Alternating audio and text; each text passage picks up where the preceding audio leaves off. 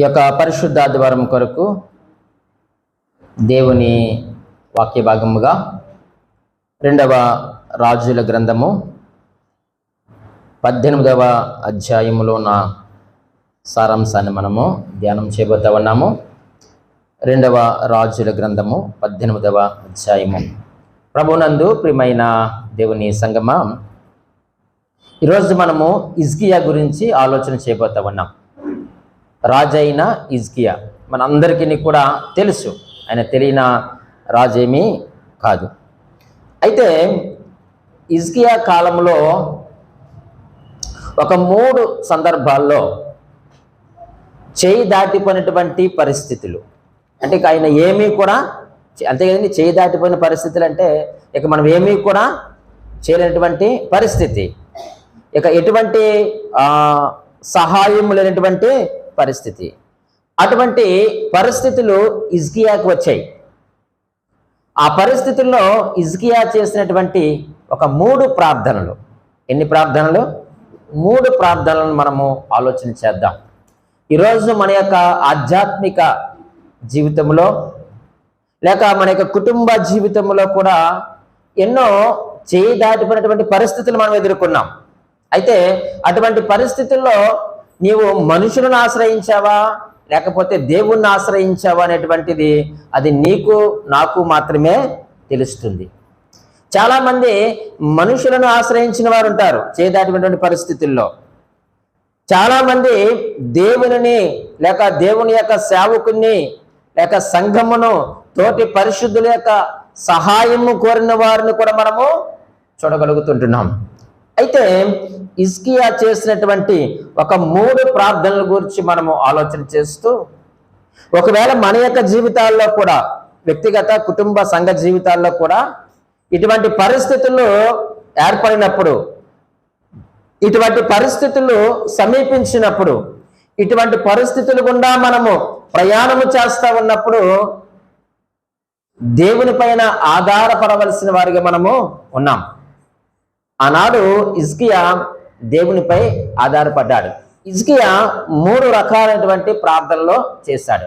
అందులో మొట్టమొదటి ప్రార్థన ఏమిటి అని మనం ఆలోచన చేస్తే, విజయం కోసం ప్రార్థన. దేని కొరకు? విజయం కొరకు ప్రార్థన. 2వ రాజుల గ్రంథము 18వ అధ్యాయము 19వ వచనాన్ని మనము ఆలోచన చేయబోతూ ఉన్నాం. అప్పుడు రబ్షాకే వారితో ఇట్లనెను, ఈ మాట హిజ్కియాతో తెలియజెప్పుడు, మహారాజైన అష్షూరు రాజు సెలవిచ్చినదేమనగా, నీవు ఇలాగు చెప్పవలను, నీవు నమ్ముకొను ఈ ఆశ్రయాస్పదము ఏ పాటి ప్రయోజనకారి అని ఇక్కడ ఒక మాట మనం చూస్తూ ఉన్నాం. ఈ సారాంశం ఏమిటి అని మనం ఆలోచన చేస్తూ ఉన్నప్పుడు, అష్షూరు రాజు అయినటువంటి సన్హెరీబు 13వ వచనం నుంచి ఆ సారాంశం అంతా కూడా మనం చూస్తూ ఉంటాం. ఈ యొక్క సన్హెరీబు హిజ్కియా మీదకి, హిజ్కియా ఏ రాజు? 14వ వచనంలో యోధా రాజు అయినటువంటి హిజ్కియా. అంటే యోధా వారి మీదకి అష్షూరు రాజు దేనికి వస్తున్నాడు అయ్యానంటే యుద్ధానికి వస్తా ఉన్నాడు. ఆయన యుద్ధానికి వస్తా ఉన్నప్పుడు ఆయన యొక్క సైన్యాధిపతుల్లో ఒకడైనటువంటి ఎవరు? రబ్షాకేని ఏం చేశాడనంటే రాజు దగ్గరికి పంపించాడు. పంపించి, నువ్వు ఇలా మాట్లాడు, ఇదిగో నేను వచ్చి నీ యొక్క దేశాన్ని నీ ప్రజలను స్వాధీనం చేసుకోబోతా ఉన్నాను అని చెప్పినప్పుడు యొక్క హిజ్కియా ఏం చేశారయ్యా అనంటే, రాజుకి ఏది కావాలో అది నేను ఇస్తాను అని విడిచిపెట్టమని మాట్లాడినప్పుడు మనం చూస్తూ ఉంటాం. ప్రియమైన వాళ్ళరా, 15-16 వచనాలు మనం చూస్తే ఆ యొక్క హిజ్కియా ఏం చేస్తాడు? దేవుని యొక్క మందిరంలో ఉన్నటువంటి ఆ యొక్క బంగారం అంతయు కూడా రాజుకు ఇచ్చేస్తాడు. ఇచ్చేసినా సరే గాని ఆ రాజు హిజ్కియాని విడిచిపెట్టడు. ఎలాగైనా సరే యుద్ధము చేయాలనుకుంటాడు, యుద్ధము చేయడానికే ఆయన పూనుకుంటాడు. అటువంటి పరిస్థితుల్లో ప్రియమైన వాళ్ళరా హిజ్కియా ఏం చేశాడంటే ప్రార్థన చేస్తాడు. ఎలా ప్రార్థన చేస్తాడో, ఎక్కడ ప్రార్థన చేస్తాడో మనం ఆలోచన చేస్తా ఉన్నప్పుడు దానికంటే ముందు కొన్ని విషయాలు నేను మీకు ఆలోచన చేసి చెప్తాను. ఏమిటయ్యా అంటే హిజ్కియా ప్రార్థన చేయడానికి గల కారణం ఏమిటి అంటే తన యొక్క చేయి దాటిపోయింది పరిస్థితి, చుట్టూ కూడా ముట్టడి వేయబడింది. ఇక తప్పించుకునేటువంటి అవకాశం ఎవరికి లేదు అంటే హిజ్కియాకి లేదు. విజయాన్ని పొందుతానటువంటి నమ్మకం కూడా ఎవరికి లేదు, హిజ్కియాకి లేదు. అటువంటి పరిస్థితుల్లో అంటే ఆయన ఎటువంటి పరిస్థితుల్లో ఉన్నాడయ్యా అని అంటే ఆయన చేతకాని పరిస్థితుల్లో ఉన్నాడు. ఎవరు? హిజ్కియా. ఆయన చేతకాని పరిస్థితుల్లో ఉండి ఆయన ఏం చేశాడంటే ఆ చేతకాని చేతులను దేవుని వైపు ఎత్తి జోడించాడు. ఆ చేతకాని పరిస్థితుల్లో ఆ యొక్క చేతకాని చేతులను దేవుని వైపు జోడించి, దేవుని వైపు ఎత్తి తన యొక్క 2 చేతులను జోడించి హిజ్కియా ప్రార్థన చేసినట్లుగా మనము చూస్తూ ఉంటున్నాం. ఎప్పుడైనా సరే ఒక వ్యక్తిని మానసికంగా దెబ్బ కొట్టడానికే శత్రువు చూస్తాడండి ఎప్పుడు కూడా. చూడండి ఆ 18-19 వచనాల్లో మనం అదే కథ చదువుతూ ఉన్నాము. అప్పుడు రబ్షాకే వారితో ఇట్లా అన్నాడు, ఏమని? ఈ మాట హిజ్కియాతో తెలియజెప్పుడు, మహారాజు అయిన అష్షూరు రాజు సెలవిచ్చినది ఏమనగా, నీవు ఇలాగూ చెప్పవలను, నీవు నమ్ముకొను ఈ ఆశ్రయాస్పదము ఏ పాటి ప్రయోజనకారి. 20వ వచనములో కూడా యుద్ధ విషయములో నీ యోచనయు నీ బలమును వట్టి మాటలే, ఎవరిని నమ్ముకొని నా మీద తిరుగుబాటు చేయుచున్నావు. చూడండి ఈ ఎప్పుడూ కూడా శత్రువు మొదట వాళ్ళు ఏం చేస్తారయ్యానంటే మానసికంగా దెబ్బ కొడతాడు. ఇక్కడ అదే చేస్తున్నాడు. నువ్వు ఎవరినో నమ్ముకున్నావు కదా, ఆ నువ్వు నమ్ముకున్నటువంటి ఆ యొక్క ఆశ్రయాస్పదము ఏ పాటిది, నీకు ఏమాత్రము ప్రయోజనము కలిగిస్తుంది అని శత్రువు మాట్లాడుతూ ఉన్నాడు. ఈరోజు ప్రభువునందు ప్రియమైన దేవుని సంగమా, మనము కూడా ఏదైనా యుద్ధ రంగంలో ఉన్నప్పుడు శత్రువు వాళ్ళు ఏం చేస్తాడయ్యా అని అంటే మానసికంగా దెబ్బ కొడతారు. ఈ మాటలు హిజ్కియా ప్రజలు విన్నప్పుడు వాళ్ళు ఏమనుకుంటారంటే, నిజమే కదా, మనం ఎవరు నమ్ముకున్న వారు మనకు ప్రయోజనకరమైన వారుగా ఉంటారా, వారు మనకు సహకారులుగా ఉంటారా అనేటువంటి అనుమానం ఎప్పుడైతే ప్రజల్లో వస్తుందో వారు ఏం చేస్తారయ్యా అని అంటే వారు తిరుగుబాటు చేసేటువంటి ప్రమాదము ఉంది. రాజు మీద తిరుగుబాటు చేస్తారు. నిజమే, నువ్వెవరిని ఆశ్రయించో, మనకున్న బలం ఏంటి, మనకున్నటువంటి సైన్యం ఏంటి, మనకున్న ఆయుధాలు ఏంటి అని ఆలోచన చేసినప్పుడు ప్రజల్లో ఏమొస్తున్నాయా అని అంటే తిరగబడేటువంటి తత్వము వస్తుంది. ఆ రాజు మాటలకు భయపడి ఈ రాజు మీద వారు తిరుగుబాటు చేసి వీరందరూ కూడా లొంగిపోయేటువంటి ప్రమాదము ఉంది. చూడండి వారు ఏ విధముగా మభ్య పెడుతున్నారో ఆ 2వ రాజుల గ్రంథము 18వ అధ్యాయము 28వ వచనములో మనం ఆలోచన చేస్తా ఉన్నప్పుడు అంటున్నాడు, రబ్షాకి అంటున్నాడు, యెహోవా సెలవు నందకయే ఈ దేశమును పాడు చేయుటకు నేను వచ్చితినా? మేము ఊరికే వచ్చామని అనుకుంటున్నావా? మీ దేవుడే మమ్మల్ని పంపాడు. లేదు, ఆ దేశం మీదకి పోయి దాన్ని పాడు చేయమని యెహోవా నాకు ఆజ్ఞ ఇచ్చాను అనెను. ఎవరండి? రబ్షాకేకి యెహోవా ఆజ్ఞ ఇచ్చాడా? సన్హెరీబుకి యెహోవా ఆజ్ఞ ఇచ్చాడా? చూడండి శత్రువు ఎంత కుయుక్తిగా మాట్లాడుతున్నాడో, దుష్టుడు ఎంత కుయుక్తిగా మాట్లాడుతున్నాడో చూడండి. మేము ఊరికే ఎందుకు వస్తాము, మీ దేవుడే మమ్మల్ని పంపించాడు. అవిశ్వాసులు అన్యజనులు మాట్లాడేటువంటి మాటల విషయంలో చాలా జాగ్రత్తగా ఉండాలి. అవిశ్వాసులు మాట్లాడే మాటలు ఎలాగ ఉంటాయి, మళ్ళీ వెనకకు లాగేస్తారు. ఏం నమ్ముకున్నావక్క, ఏం జరిగింది నీకు? 2 సంవత్సరాలు దేవుని మందిరానికి వెళ్తున్నావు, నీ దేవుడు నీకు ఏం చేశాడు, ఏం మేలు చేశాడు, నీకు సహకారిగా ఉన్నాడా నీ దేవుడు? ఇంత చదివావు, నీకు ఉద్యోగం వచ్చిందా? అవిశ్వాసులు మాట్లాడేటువంటి మాటలు వాళ్ళు ఏం చేస్తారయ్యానంటే మన యొక్క ఆత్మస్థైర్యాన్ని వాళ్ళు దెబ్బతీస్తారు. మన యొక్క విశ్వాసం మీద వారు కొడతారు, మన ప్రార్థన అనుభవం మీద కొడతారు, విశ్వాస జీవితం మీద వారు కొడతారు.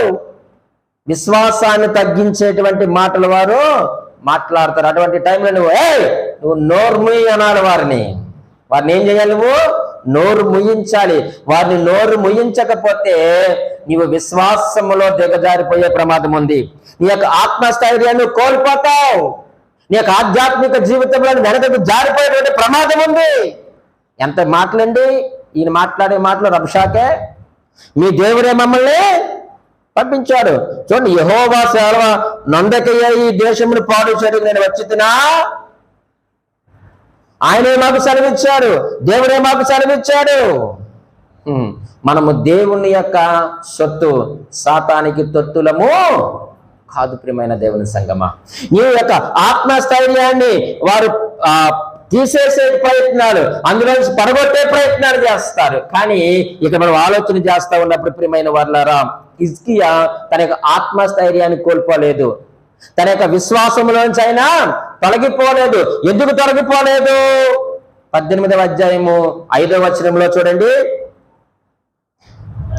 అతడు ఇశ్రాయేలీల దేవుడైన యెహోవా యందు విశ్వాసం ఉంచినవాడు. ఎవరు? హిజ్కియా, ఏ మ్యాన్ ఆఫ్ ఫెయిత్. ఇశ్రాయేలు దేవుడైన యెహోవా యందు విశ్వాసం ఉంచినవాడు. అతని తర్వాత వచ్చిన యూదా రాజుల్లోను, అతని పూర్వీకులైన రాజుల్లోను అతనితో సమానమైన వాడు ఒకడును లేడు.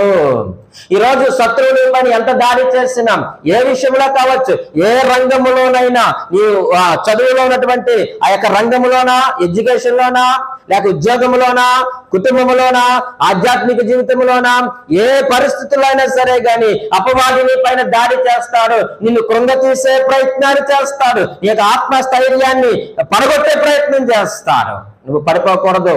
అందుకే ఇందాక మాట చెప్పాను, మన ఎవరు సొత్తు? మనము దేవుని సొత్తు. ఎవరైతే యెహోవా యందు నమ్మిక ఉంచుతాడో, ఎవరైతే దేవుని యందు విశ్వాసం ఉంచుతాడో వారు కదలరట. నిత్యము నిలిచి ఉండు సియోను కొండవలే వారు స్థిరముగా ఉంటారు, వాళ్ళు కదల్చబడరు.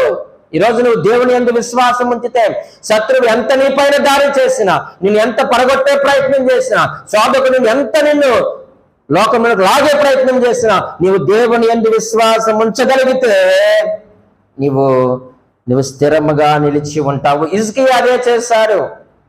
మీకు ఒక మంచి మాట మీకు జ్ఞాపకం చేస్తాను. 36వ వచనాన్ని కూడా చదవండి. 18వ అధ్యాయము 36వ వచనం.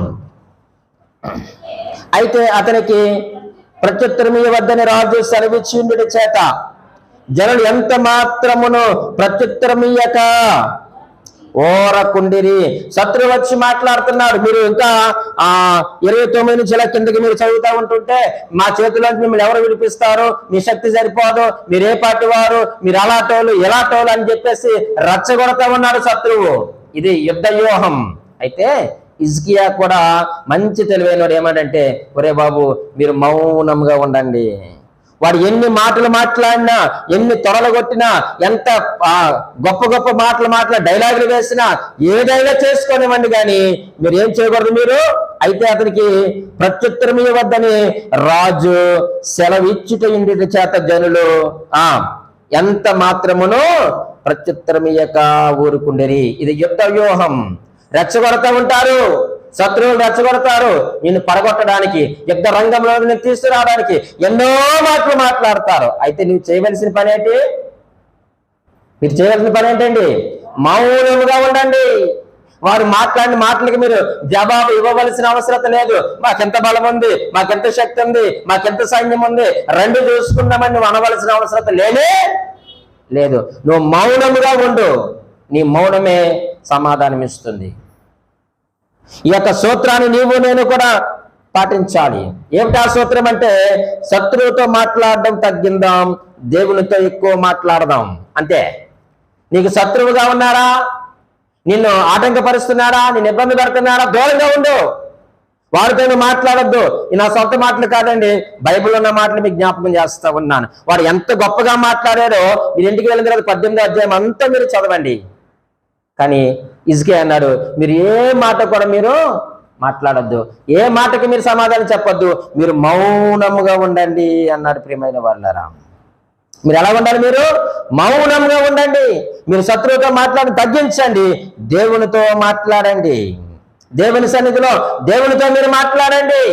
ఆయన మిమ్మల్ని సేవ చేస్తాడు, ఆయన మిమ్మల్ని భద్రపరుస్తాడు, ఆయన మిమ్మల్ని రక్షించుకుంటాడు, ఆయన మిమ్మల్ని కాపాడుకుంటాడు. కాబట్టి మీరు మౌనముగా ఉండండి అని తెలియజేస్తా ఉన్నాడు. అయితే ప్రియమైన వాళ్ళరా, మన 18వ అధ్యాయము 19వ అధ్యాయము 34వ వచనాన్ని మనం చదువుకుందాం. 19వ అధ్యాయం 34వ వచనం. చూడండి, నా నిమిత్తమును నా సేవకుడైన దావీదు నిమిత్తమును నేను ఈ పట్టణమును కాపాడి రక్షింతును.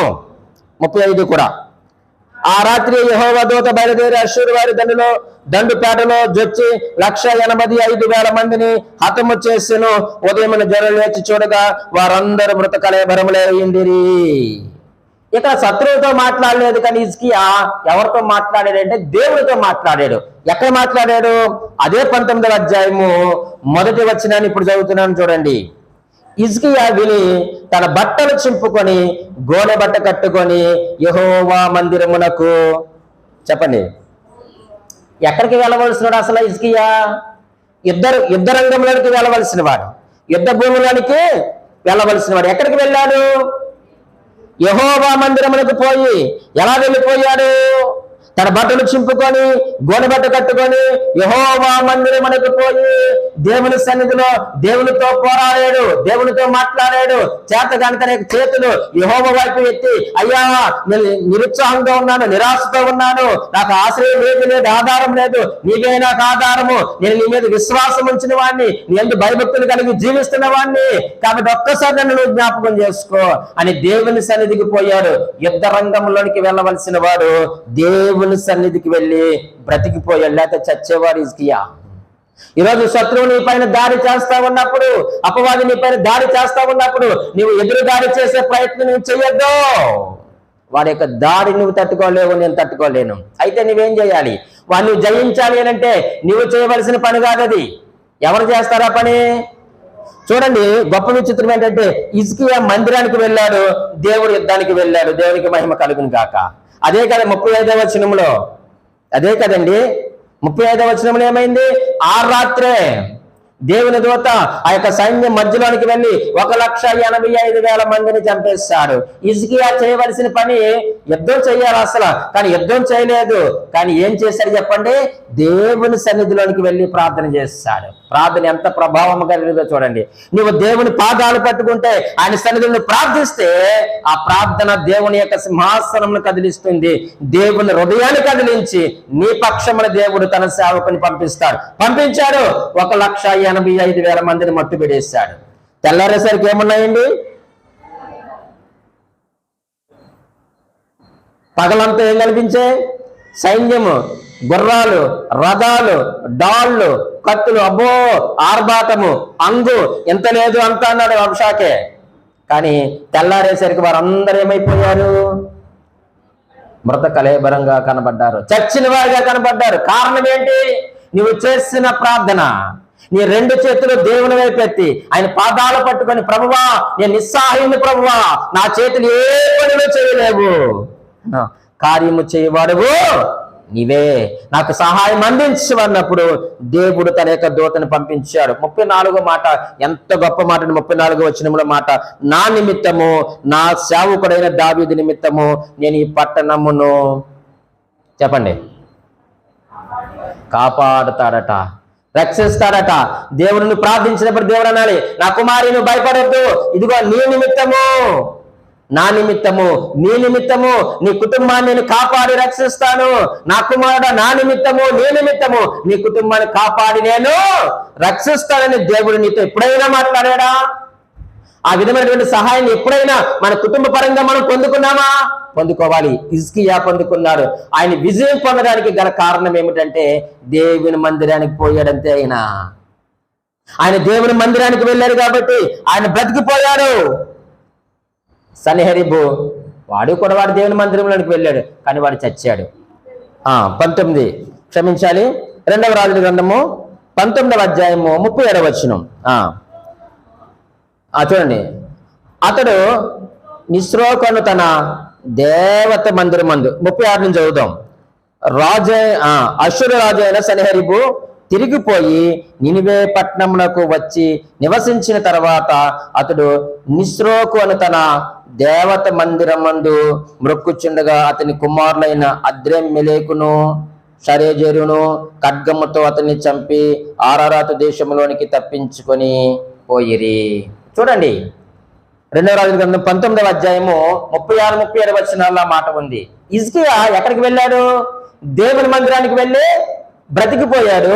సన్హెరీబు వాడు ఆరాధిస్తున్నటువంటి ఆ దేవాలయంలోనికి వెళ్ళాడు. వాడు ఏమైపోయాడు? చచ్చిపోయాడు. ఎవరు చంపేశారండి? తన కుమారులే చంపేశారు. తన కుమారులే సన్హెరీబుని చంపేశారు. హిజ్కియా దేవుని మందిరానికి వెళ్ళి బ్రతికిపోయాడు. కాబట్టి ఈ మాటలు మనకి ఏమి నేర్పిస్తున్నాయి అంటే, ప్రార్థనా పరులు ఎన్నడూ కూడా ఓడిపోరు.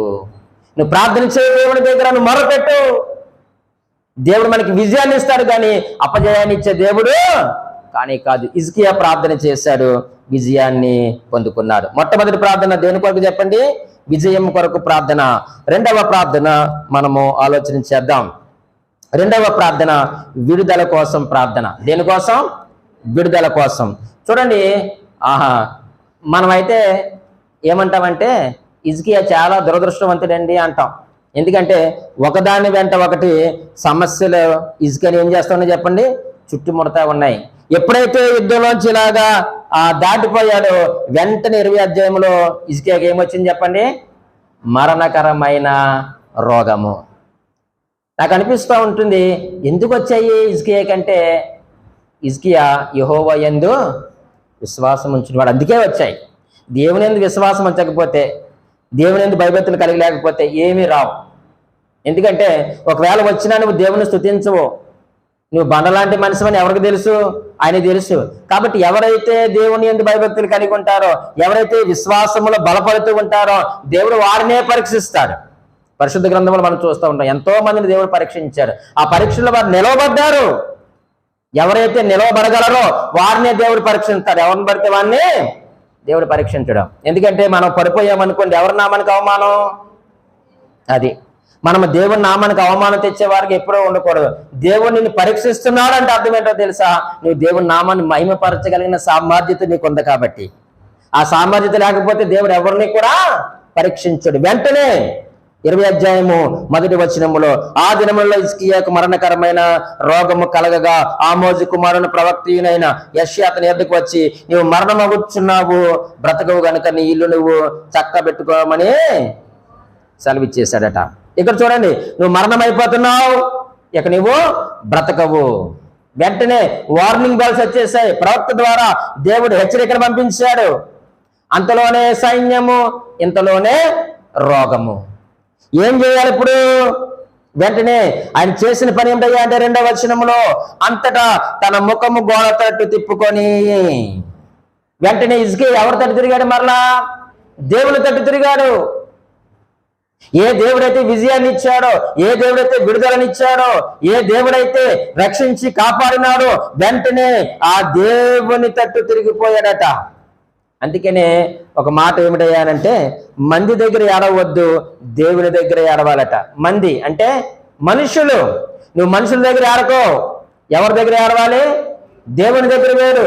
దేవుని దగ్గర నువ్వు కన్నీరు కార్చు, ఆయన పాదాలను పట్టుకో. అందుకే హిజ్కియా మంది దగ్గర ఏడవలేదు, కానీ దేవుని వైపు తిరిగిపోయాడు. మగవాడు పబ్లిక్లో ఏడిస్తే రిజల్ట్ నిల్లంట.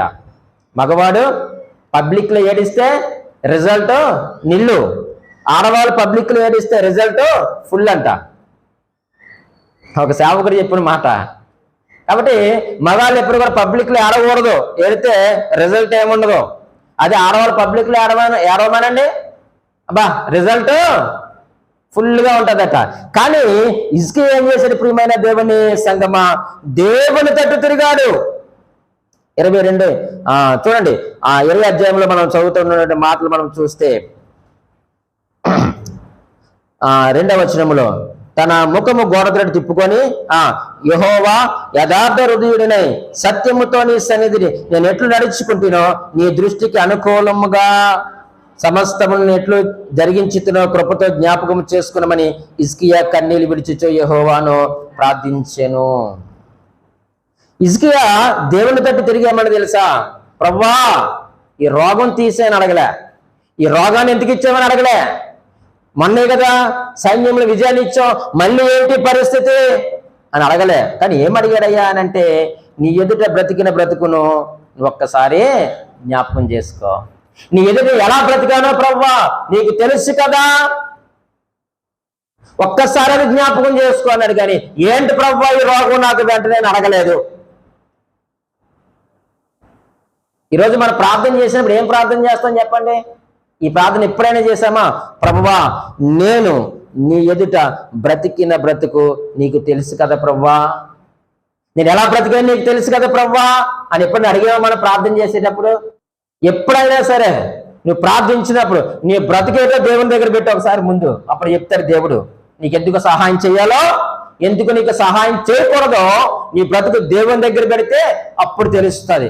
హిజ్కియా అదే చేశాడండి. ఏం చేశాడంటే, నీ ఎదుట బ్రతికిన బ్రతుకు నీకు తెలుసు, కృపతో జ్ఞాపకం చేసుకో అన్నాడు. మన బ్రతుకులు ఏమి బాగోవు కానీ దేవుడు మనకు మేలు చేసేవాళ్ళ? ఆయన చిత్తానుసారంగా బ్రతకం, ఆయన ఆజ్ఞల ప్రకారంగా మన బ్రతకం, వాక్యానుసారంగా బ్రతకం, ఆయన కట్టడ ప్రకారం మనం బ్రతకం, సంఘ సహవాస ప్రకారం మనం బ్రతకం, దేవుడు ఇచ్చిన నియమాలేం పట్టించుకో, కానీ దేవునికి ఏం చేసేయాలా? సహాయం చేసేయాలా? అడిగావా ఎప్పుడైనా దేవుడు నువ్వు? ఈసారి మీరు ప్రార్థన చేసినప్పుడు ముందు నీ బ్రతికేటో దేవుని దగ్గర పెట్టి అప్పుడు అడుగు. అది దమ్మున్న ప్రార్థన. హిజ్కియా అదే చేశాడు. మన దేవుడు ఎప్పుడు కూడా ఉన్నది ఉన్నట్టుగా చూసేటువంటి దేవుడు. మన దేవుని యొక్క చూపులు ఏ మార్పు కూడా ఉండదు. కాబట్టి ఆయన అన్నాడు, నీ ఎదుట ఎలా బ్రతికానో ఒక్కసారి జ్ఞాపకం చేసుకున్నప్పుడు వెంటనే దేవుడు ఏమన్నాడండి 5వ వచనంలో, నీ కన్నీళ్లు చూచాను. 5వ వచనంలో కదండి, ఏం చూశాడట ఆయన? ఏం చూశాడట? 5వ వచనం చూడండి. నీవు తిరిగి నా ప్రజలకు అధిపతి హిజ్కియా యొద్దకు పోయి అతనితో ఇట్లనము, నీ పితరుడైన దావీదునకు దేవుడగు యెహోవా నీకు సెలవిచ్చినదేమనగా. ఏంటి, ఏమని సెలవిచ్చారు? నీ కన్నీళ్లు విడుచుట చూచి తిని అన్నాడు. నీ బ్రతుకు దేవుడి దగ్గర పెడితే దేవుడు చాలా స్పష్టంగా నీకు నాకు సమాధానాన్ని ఇస్తాడు. మనమేమో మన బ్రతుకుని పెట్టం. మన బ్రతుకుని మనం ఏం చేస్తాం? దాచేస్తాం, రొగ్గేసి మరీ కప్పేస్తాం, దుప్పట్లేసి మరీ కప్పేస్తాం, అబద్ధాలైనటువంటి బొంతలేసి మరీ కప్పేస్తాం. ఆయన కనబడింది ఏముందండి? ఒక మంచి మాట మీరు చదువుతారా? 1 యోహాను పత్రిక 3వ అధ్యాయము 19వ వచనములో అంటాడు కదా, సమస్తము ఎరిగిన వాడు అంటాడు. ఒక మాట అందులో ఉంటుంది 3:19లో. ఆయన ఏం ఎరిగిన వాడు? సమస్తమును ఎరిగిన వాడు. ఎప్పుడైతే హిజ్కియా తన యొక్క హృదయాన్ని, తన యొక్క బ్రతుకుని ప్రభువు దగ్గర పరిచాడో అప్పుడు జ్ఞాపకం చేసుకొని అంటున్నాడు, హిజ్కియా నీవు బ్రతికిన బ్రతికేంటో నాకు తెలుసు, కాబట్టి నీ కన్నీళ్లు నేను చూశాను, నీ ప్రార్థన నేను అంగీకరించాను, నిన్ను నేను బాగు చేస్తాను అన్నాడు దేవుడు. ఈరోజు దేవుడు నిన్ను బాగు చేయాలంటే నీ బ్రతుకు దేవుడి దగ్గర పెట్టు. ఉందండి ఆ మాట? 1 యోహాను పత్రిక 3వ అధ్యాయము 19వ వచనంలో ఆ మాట ఉందా? సమస్తమును ఎరిగిన వాడు, నిన్ను నన్ను మన యొక్క హృదయాలన్నీ కూడా దేవుడు ఎరిగిన వాడు. ఆయనకు అంతా తెలుసు, అన్నీ తెలుసు దేవునికి. నువ్వు ఎలా కవర్ చేయగలుగుతావు? మనం ఎలా కవర్ చేయగలుగుతాం దేవుని దగ్గర? ఆయనకు అన్నీ తెలుసు అంటున్నాడు ఆయన, నేను సమస్తమును ఎరిగిన వాడిని. కాబట్టి హిజ్కియా జీవితంలో ప్రార్థన చేసిన వెంటనే జవాబు వచ్చింది. దానికి కారణం ఏంటి అంటే హిజ్కియా జీవితమే. ఆయన ఎదుట ఎలా బ్రతికాడో, ఎటువంటి బ్రతుకు బ్రతికాడో, ఎటువంటి నడక నడుచున్నాడో ఆ నడక, ఆ బ్రతుకు, ఆ జీవితమే తనకు ప్రార్థనకు జవాబును అందించే స్థాయికి తీసుకుని వెళ్ళింది. కాబట్టి మొదట మనము ప్రభువును ప్రార్థించేటప్పుడు ఒక్కటే అడగండి. మీరేం అడగొద్దు, స్టార్ట్ చేసే వద్దు. ప్రభువా, నీ ఎదురుని ఎలా బ్రతికానో నీకు తెలుసు కదా అంటే అప్పుడు ఆల్రెడీ దేవుడు 70 mm స్క్రీన్ మీద నీకు చూపిస్తాడు, నాకు చూపిస్తాడు నా బ్రతికేటో. అప్పుడు అంటే బాబు ఇదిగో అమ్మా నువ్వు బ్రతికిన బ్రతికిది, ఇప్పుడు చెప్పు, నీకు నేను సహాయం చేయమంటావా? నేను ఈ కార్యం చేయమంటావా? నేను స్వస్థపరచమంటావా? నువ్వు అడిగిన దాన్ని ఇమ్మంటావా? చూడు ఇది అని దేవుడు చూపించినప్పుడు మనకు అర్థమైపోతే అప్పుడు ప్రభువా నన్ను క్షమించను పశ్చాత్తాపడతావు. పశ్చాత్తాపడిన తర్వాత కూడా దేవుడు స్క్రీన్ మీద చూపిస్తాడు, ఎస్ నా కుమారుడు నా కుమార్తె నువ్వు నాకు ఇష్టడిగా బ్రతికేవు కాబట్టి నేను నీకు సహాయం చేస్తాను. దేవుడు ఆదాము అడిగాడు. ఆదాము ఎక్కడ దాక్కున్నాడు? చెట్టు చాటును దాక్కున్నాడు. దేవుడికి తెలీదా? కయ్యని అడిగాడు, ఏదో నా తమ్ముడికి కాపలాదారున్నా అని అడిగాడు. అననీయ సప్పిరేళ్ళని అడిగారు. వీళ్ళందరూ దాచుకున్నారు. నువ్వు దాచిన, నేను దాచిన రహస్యాలు బయలుపరిచేవాడు ఒకడున్నాడు. అందుకే 28:13 సామెతల గ్రంథం మనకు తెలుసు. 28:13 ఏంటి చెప్పండి? అతిక్రమం దాచిపెట్టేవాడు వర్ధిల్లడు. వాటిని ఒప్పుకొని విడిచిపెట్టిన వాడు కనికరం పొందుతాడు. హిజ్కియా ఒప్పుకున్నాడు ప్రభు దగ్గర, నేను ఎలా బ్రతికా నువ్వు ఎరుగుదువు, ఒకసారి దయతో కృపదను జ్ఞాపకం చేసుకున్నప్పుడు జ్ఞాపకం చేసుకున్నాడు దేవుడు తన జీవితాన్ని. జ్ఞాపకం చేసుకొని కన్నీరు చూశాడు, ప్రార్థన అంగీకరించాడు, ఆయన బాగు చేశాడు. కారణం ఏంటంటే తన జీవితమే ఒక మంచి ఉదాహరణగా ఉంది హిజ్కియా. ఈరోజు ప్రభునందు ప్రియమైన దేవుని సంగమా, నేను కూడా ప్రార్థన చేసే ముందు ఏముండాలంటే మన యొక్క దోషాలు మనం ఒప్పుకోవాలి దేవుని దగ్గర. నువ్వు ఒప్పుకుంటే దేవుడు సమ్మతిస్తాడు. నువ్వు ఒప్పుకుంటే దేవుడు ఏం చేస్తాడు? సమ్మతిస్తాడు. సమ్మతిస్తే దేవుడి కార్యాలు చేస్తాడు. నువ్వు ఒప్పుకోకపోతే దేవుడి కార్యాలు చేయడు. మనకు మనశ్శాంతే ఉండదు. హిజ్కియా విడుదల కొరకు ప్రార్థన చేశాడు, విడుదల పొందుకున్నాడు. విజయం కొరకు ప్రార్థన చేశాడు, విజయాన్ని పొందుకున్నాడు. మూడవ ప్రార్థన ఏంటంటే విడుచుట కొరకు ప్రార్థన. విడుచుట, ఏం విడిచిపెట్టాలి? అంతా బాగుంది కానీ చివరికి వచ్చేసరికి దెబ్బ ఇప్పుడు మనోడు. చూద్దామా? 2వ దినవృత్తాంతముల గ్రంథంలోకి వెళ్దాం ఒక్కసారి. 2వ దినవృత్తాంతముల గ్రంథం దేనిని విడుచుట కొరకు ప్రార్థన చేస్తున్నాడు అంటే 32వ అధ్యాయము చూడండి, 24వ వచనం. ఆ దినములలో హిజ్కియా రోగి మరణ దశలో ఉండెను. అతడు యెహోవాకు మొరపెట్టగా ఆయన అతనికి తన చిత్తమును తెలియపరిచి అతనికి సూచన ఒకటి దయచేసెను. చూడండి 25వ వచనములో ఈ మాటను చూస్తున్నాం. అయితే హిజ్కియా మనస్సున గర్వించి తనకు చేయబడిన మేలుకు తగినట్లుగా ప్రవర్తింపనందున అతని మీదకి యూదా యెరూషలేము వారి మీదకి కోపము రాగా. చూడండి ఏమైంది ఇప్పుడు? దేవుడు తనకు విడుదల ఇచ్చాడు, స్వస్థతనిచ్చాడు. పొందుకున్న తర్వాత ఏమైపోయాడు చెప్పండి? ఇప్పుడు ఏమైపోయాడట? మనస్సున గర్వించి. ఈ గర్వం అనేటువంటిది చాలా ప్రమాదకరమైనదండి.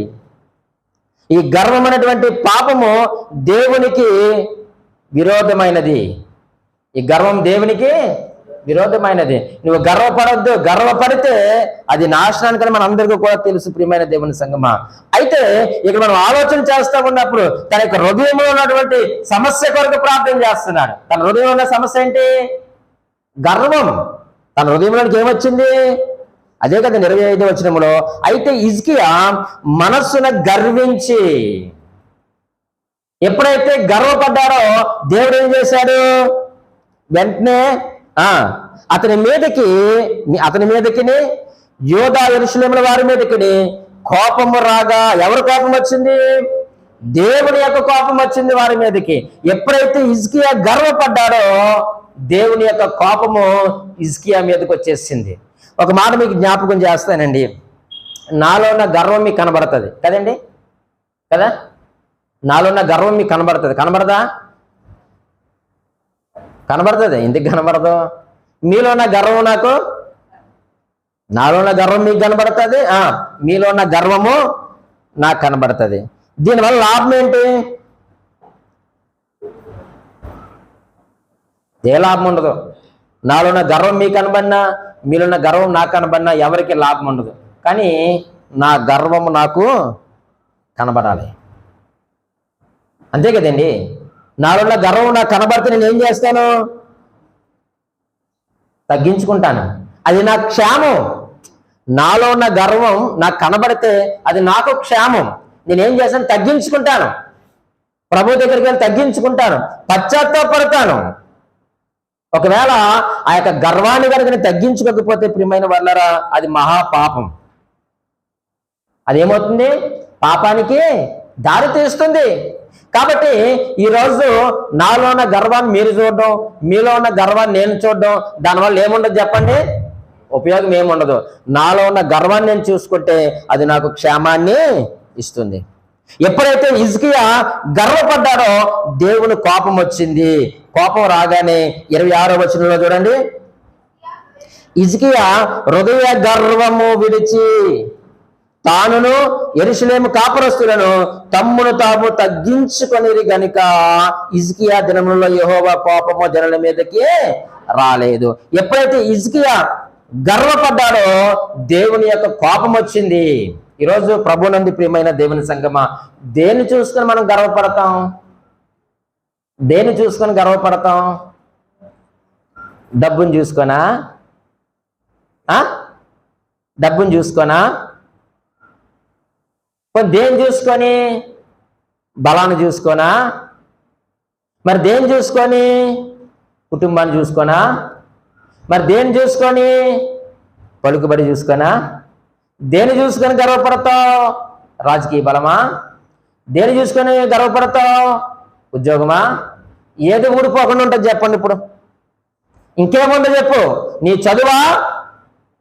దేని చూసుకొని గర్వపడతావో దాన్ని దేవుడు తీసేస్తాడు. జాగ్రత్త. నేనైనా మీరైనా. హిజ్కియా గర్వపడ్డాడు. దేవుని యొక్క కోపము హిజ్కియా మీదకి, యూదా ప్రజల మీదకి వచ్చింది. రాగానే హిజ్కియాకి ఏం పట్టుకుని చెప్పండి? భయం పట్టుకుంది. భయం పట్టుకొని దేవుని సన్నిధికి వెళ్ళాడు. తన యొక్క హిజ్కియా హృదయ గర్వము విడిచి తమ్మును తాము తగ్గించుకున్నారు. ఆ గర్వాన్ని విడిచిపెట్టాడు, తగ్గించుకున్నాడు. కాబట్టి హిజ్కియా దినములలో యెహోవా కోపము రాలేదు. ఆ గర్వాన్ని మన హృదయంలో ఉండి మనల్ని ఏలనివ్వద్దు. అది చాలా ప్రమాదము. అది దేవునికి విరోధమైనటువంటి పాపము. ఆ పాపం వల్ల మనకేమొస్తుంది అంటే శిక్ష వస్తుంది. హిజ్కియా 3 ప్రార్థనలు చేశాడు. అతని పరిస్థితులు ఏమీ బాగోలేదు. మొదటి పరిస్థితుల్లో అసలు విజయం పొందుతున్నటువంటి నమ్మకం ఆయనకు లేదు. అటువంటి పరిస్థితుల్లో ప్రార్థన చేశాడు. దేవుడు విజయాన్ని ఇచ్చాడు. రోగం వచ్చింది, చచ్చిపోతావని ప్రకటన వచ్చేసింది. దేవుడే స్వయంగా మాట్లాడాడు. కానీ హిజ్కియా మరలా ప్రభు దగ్గరికి వెళ్ళాడు. అయ్యా, నీ ఎదురుని ఎలా నడిచానో, ఎలా జీవించాను, నా జీవితం, నా బ్రతుకు నీకు తెలుసు కదా అని తన యొక్క జీవితం అంతా కూడా ప్రభు దగ్గర పెట్టినప్పుడు ప్రభు అంగీకరించాడు. అతని కన్నీళ్లు చూశాడు. అతని ప్రార్థన అంగీకరించి స్వస్థతనిచ్చాడు. విడుదల కొరకు ప్రార్థన చేశాడు, విడుదల పొందుకున్నాడు. అలాగే విడిచుట కొరకు ప్రార్థన చేశాడు. ఏం విడిచిపెట్టాలి? గర్వం. ఈరోజు ఆ రోజు హిజ్కియా కాదు, ఈరోజు నేనైనా మనమైనా సరే కానీ ఒకవేళ మన హృదయంలో గర్వం ఉంటే వాటిని తీసేసుకుందాం. తీయకపోతే అది దేవునికి విరోధమైనటువంటి పాపం. ఆ పాపం వల్ల మనకు పనిష్మెంటే తప్ప ఉపయోగం ఏమి కూడా ఉండదు. నువ్వు దేన్ని చూసుకొని కూడా నువ్వు గర్వించొద్దు. ఎందుకంటే సూర్యుని క్రింద ఉన్న అన్నీ కూడా వ్యర్థం, అశాశ్వతమైనవి. మనకు కలిగిన వాటిని బట్టి మనం దేన్ని ఏది కూడా మనం చేయలేం. కేవలము మనకి ఏదైనా జరగాలి, కావాలి అని అంటే దేవుడే మనకు ఆశ్రయము. ఆయన మనకి ఏదైనా చేయగలడు. హిజ్కియా విడిచిపెట్టడం కొరకు అడిగాడు. తన యొక్క హృదయమైనటువంటి ఆ యొక్క గర్వాన్ని విడిచిపెట్టాడు.